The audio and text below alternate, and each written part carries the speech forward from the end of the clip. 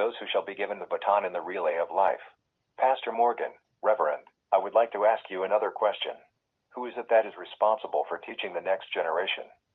Evangelist Ralakola, I want to thank you so much, my beloved pastor, for that question, because it's a question that really eats my heart.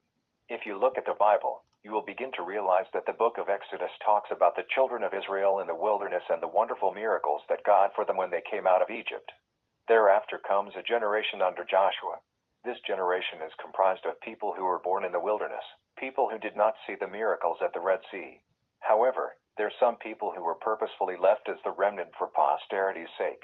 These people were meant to continue the move of God since they were the first-hand recipients, eyewitnesses, of the move of God in Egypt.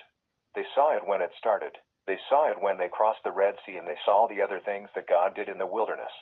So, when people were sent from Kadesh Barnea to spy on the promised land, it's only Joshua and Caleb that came back with the good news.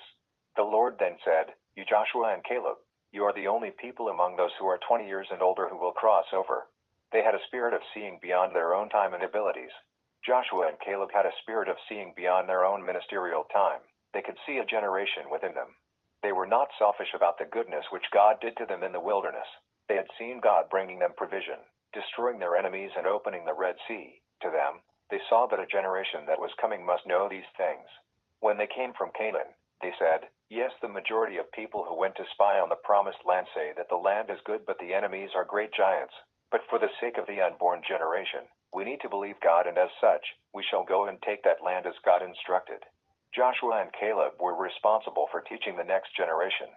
That is why, after Joshua and Caleb died, there were still some elders who came from Joshua and Caleb. These elders continued with the miracles to show the people what God had done. Hence, we need to thank God for books like this Posterity book, because it helps keep these secret tablets like the one that Moses brought from the mountain. We can pack and keep, preserve, these nuggets nicely using the technology that we have today, not for ourselves but for the next generation.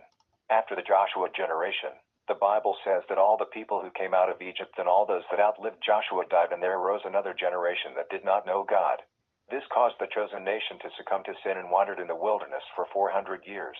As such, I am sure that the people who are responsible for teaching the next generation is you and I. It is my belief that what we are doing now by having this conversation on posterity is what many people in the world have failed to do, and have thus robbed the next generation by not storing and sharing the information about the things they know about God. I believe that we are responsible for passing knowledge about God to the next generation. Pastor Morgan, Reverend, my other question is, what must we teach the next generation and why? Evangelist Ralakola, one of the greatest